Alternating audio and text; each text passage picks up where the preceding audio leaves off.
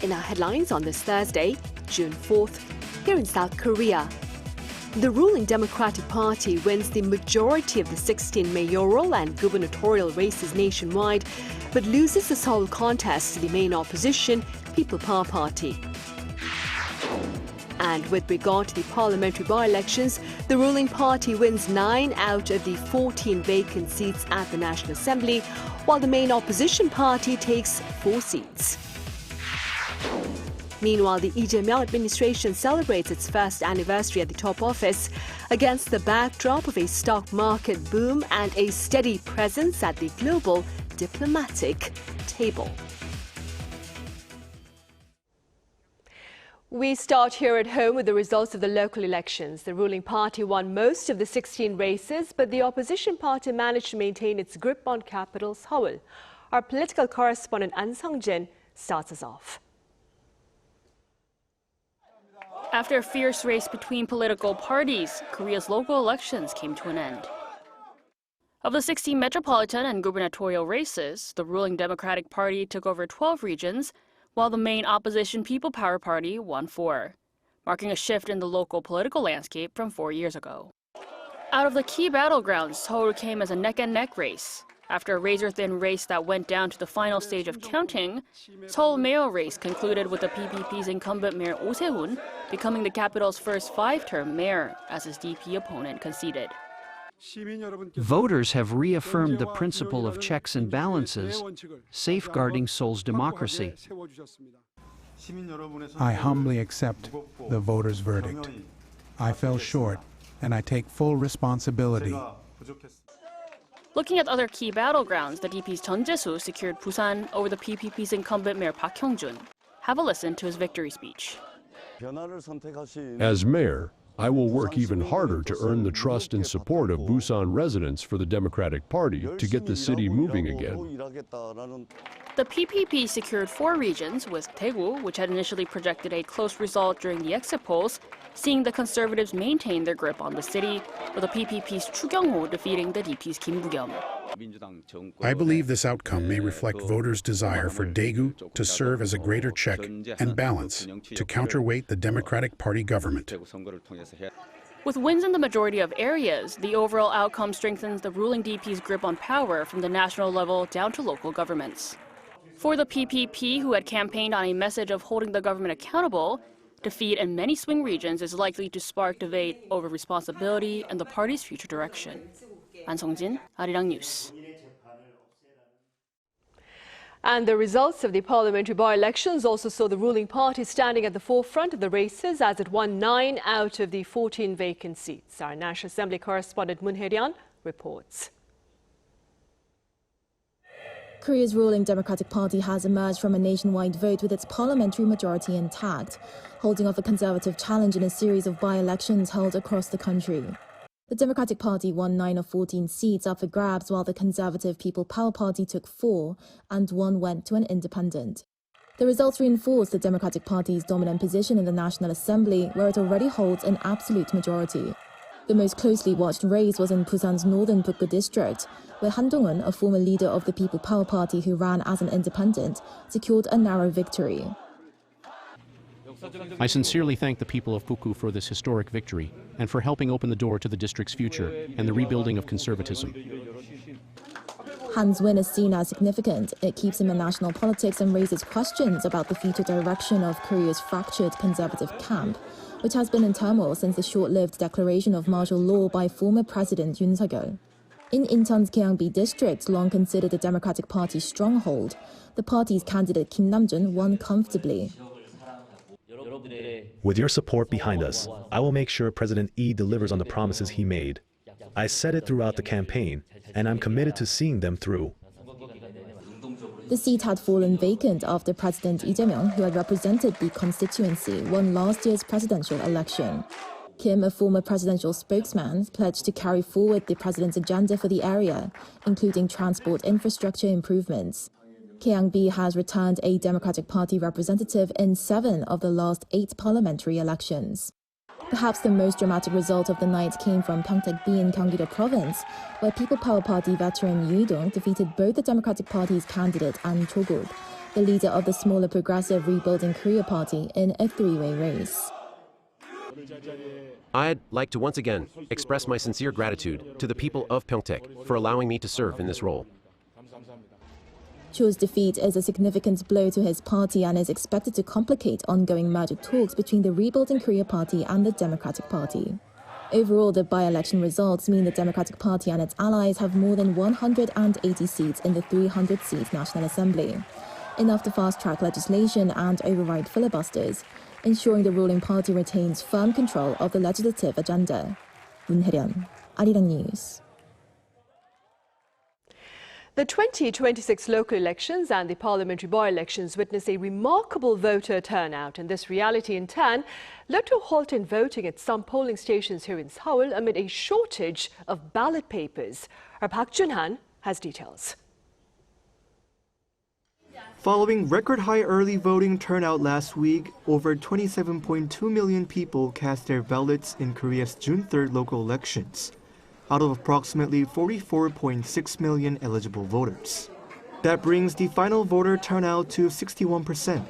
Not only is this a 10.1 percentage point jump from the previous local elections 4 years ago, but it's also the highest turnout since the first local elections in 1995, which saw 68.4%. Progressive voters were strongly mobilized following the then-President Yoon Suk-yeol's martial law and impeachment, while conservative voters cast their ballots to evaluate the current Lee Jae-myung administration and keep the majority party in check. By region, Jeonnam Gwangju United Special City saw the highest turnout at 65.7%, followed closely by Gangwon-do Province at 64.5% and Gyeongsang-namdo Province at 64.4%. The capital Seoul was above the national average at 63.6%. However, there were issues at 14 polling stations in Seoul, including in the Songpa-gu and Gangnam-do districts, where voting was paused due to a lack of ballot papers. At least one station in Songpa-gu district remained open until 10 p.m. as officials worked to address the problem. The National Election Commission's Secretary General Ho Chol-hoon issued a public apology for the confusion and pledged measures to prevent a recurrence. In response to the issue, the Blue House urged the National Election Commission, as the constitutional body responsible for protecting citizens' voting rights, to ensure there are no disruptions to voting or vote counting in affected areas. The Blue House added that it is closely monitoring the situation. Park Jun-han, Arirang News.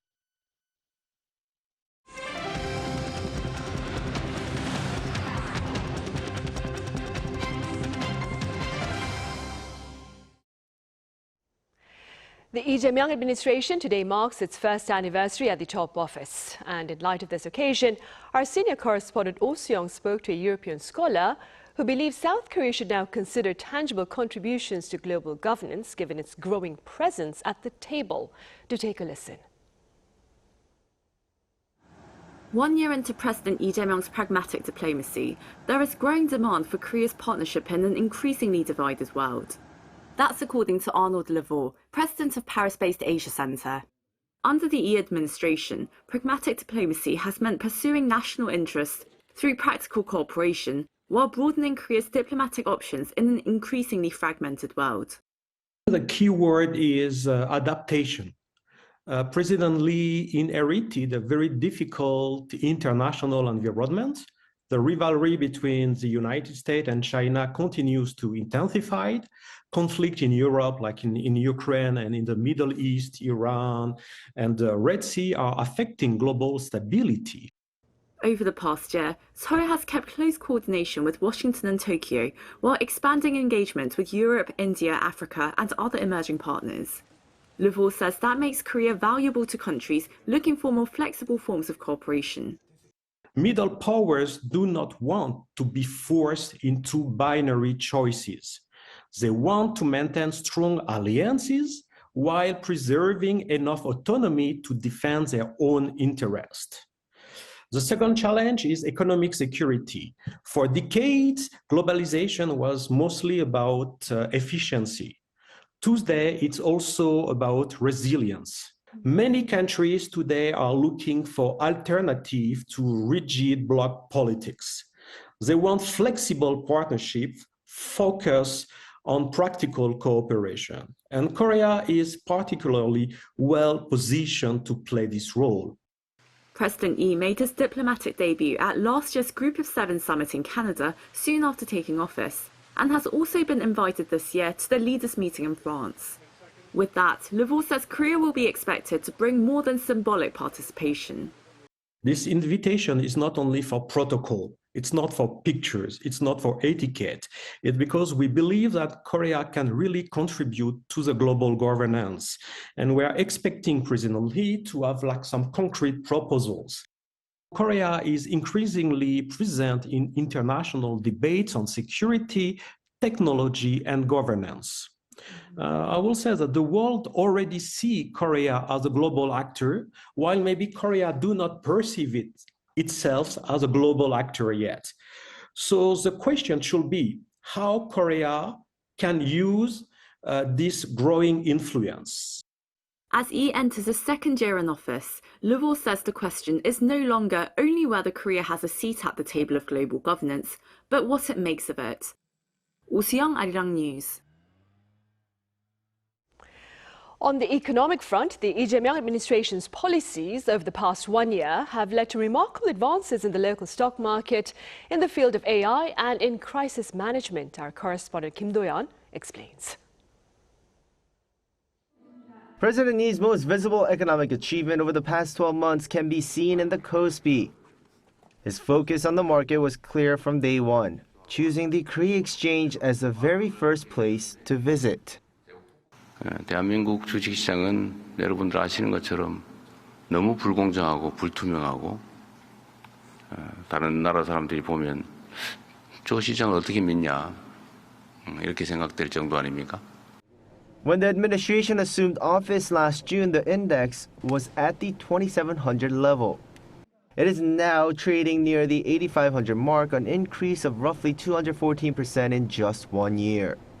Korea's stock market capitalization has jumped from 13th to 7th globally. The vertical climb is heavily driven by explosive global demand for AI memory chips, as performance by Samsung Electronics and SK Hynix surged. The government backed this momentum by allocating 10.1 trillion won, or roughly $7.4 billion to push the nation into the top 3 global AI powers. The administration also faced immediate external and internal crises. Following the economic contraction from the December 3rd martial law incident, the government passed a 31.8 trillion won, or roughly $23.3 billion supplementary budget last July, injecting liquidity through widespread consumption coupons. When the Middle East war erupted in February, blocking the Strait of Hormuz and sending international oil prices past $100 a barrel, the government executed a 26.2 trillion won, or $19.2 billion war supplementary budget. This fund targeted subsidies for the bottom 70% income bracket and established an oil price cap. This massive fiscal intervention came at the right time. The record-breaking export performance of domestic semiconductor giants led to a significant surge in corporate tax collections. These policies were clearly deployed to boost domestic demand, and they have been effective in increasing consumption. Such fiscal maneuvering is necessary when there is budgetary room, and right now we are seeing strong tax revenues backing these measures. Consequently, South Korea's consumer price index for April was held at 2.6%, significantly lower than the US and other major economies. On the trade front, the government navigated the Trump administration's strict tariff policies. After 5 months of negotiations, Seoul secured a mutual tariff reduction from 25% to 15% in exchange for a $350 billion investment promise in the US.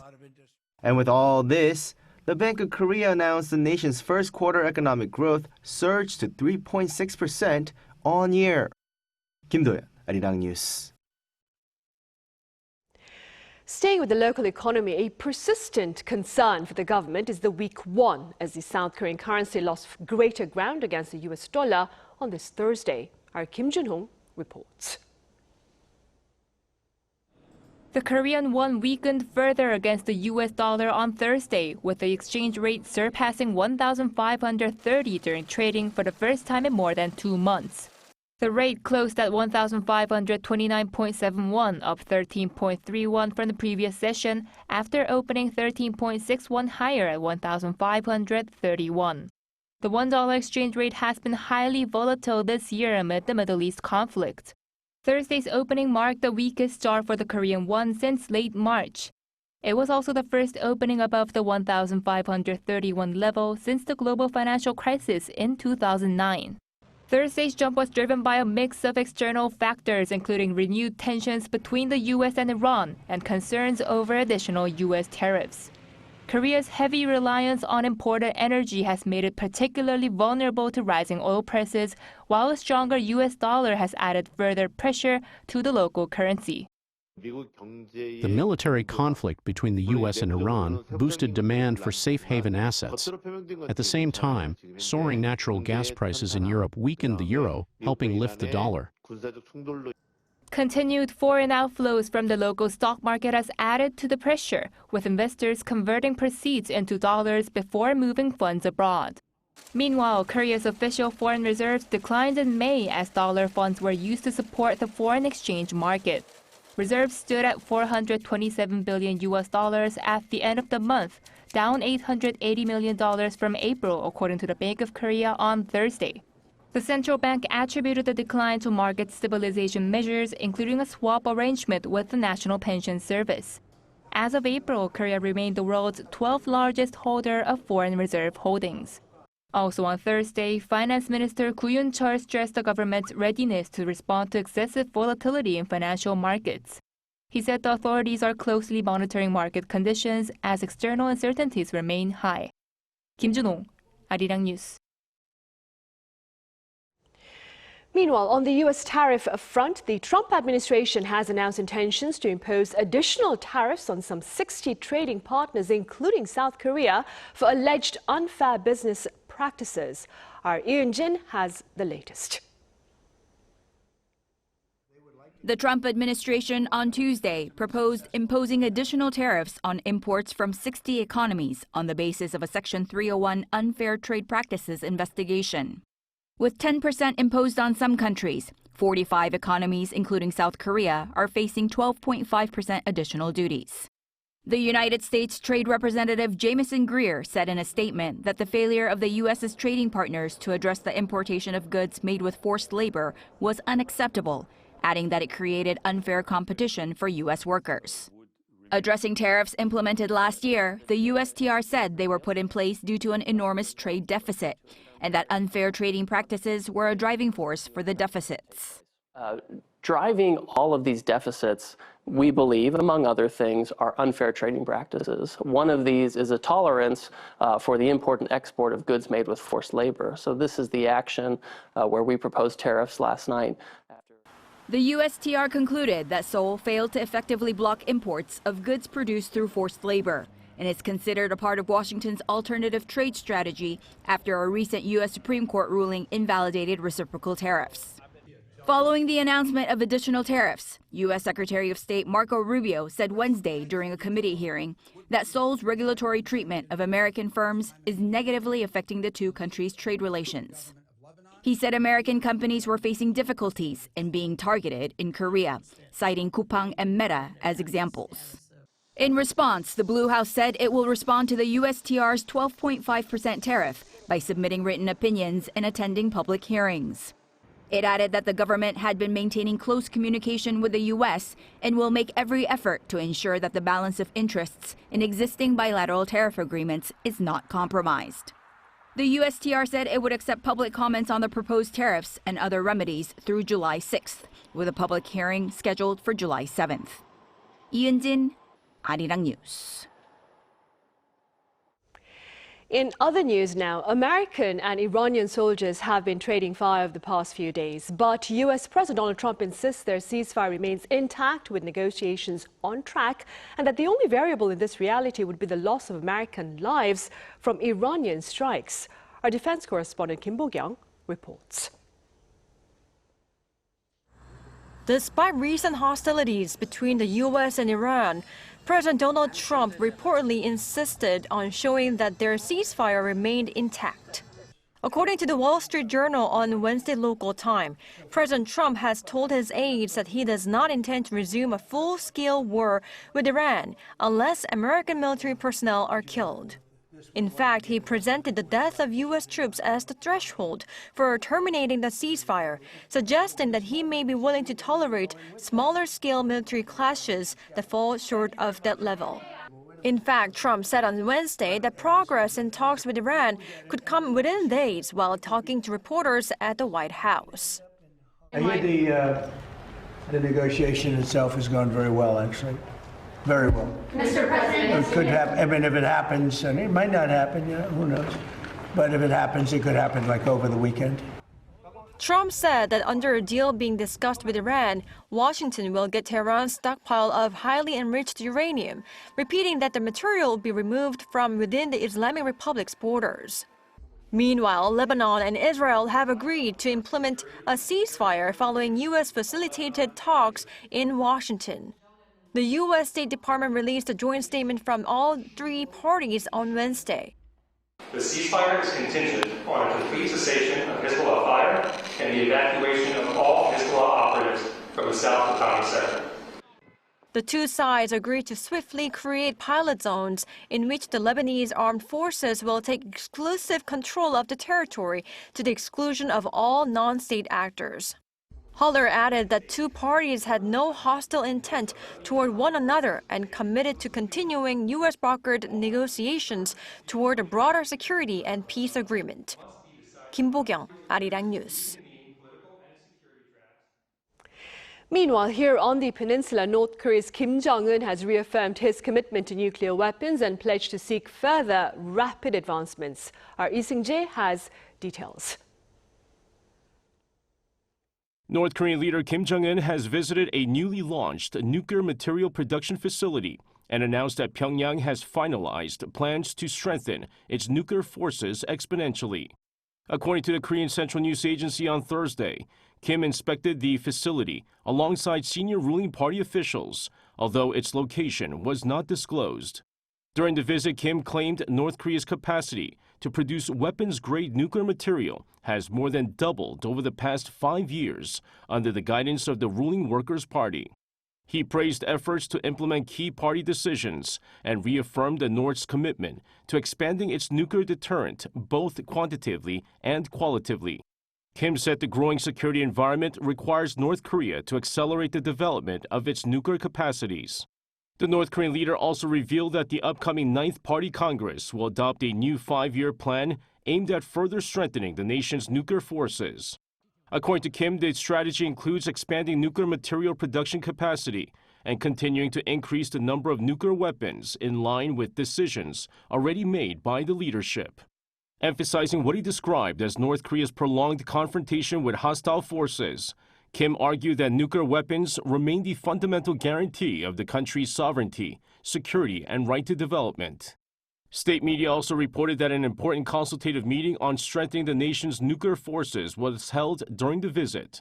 Kim delivered policy guidance on future nuclear activities, saying both tactical and strategic requirements had been fully considered in shaping the country's deterrence strategy. He added that authorities have finalized implementation measures for what he called a massive plan to dramatically expand North Korea's nuclear capabilities, describing the initiative as a historic turning point that will elevate the country's nuclear forces to a new level.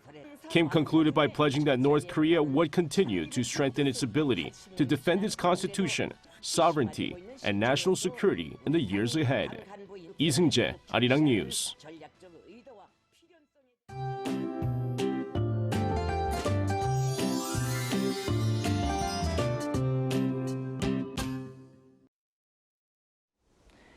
We saw some rain across parts of the country today. Tomorrow, another round of light rain is expected over central regions and the Jeolla-do provinces from early morning into the late hours. Most areas will see the rain end by morning, though parts of inland and the mountainous areas of Gangwon-do province and northern Chungcheongbuk-do provinces could see showers linger into the late morning. Rainfall amounts will be light with less than 5 millimeters expected in central regions and Jeolla-do provinces. Temperatures will also ease back to seasonal norms over the next several days. Seoul will see highs below the 30-degree mark, returning to what's typical for this time of year. Tomorrow, Seoul will start the day at 18 degrees Celsius, Chuncheon at 17 degrees, Busan at 19 degrees. Then by the afternoon, Seoul will get up to 27 degrees, Daegu at 29 degrees, Jeju at 23 degrees. We'll continue to see seasonable early summer weather for the time being. Now here's a look at the weather around the world.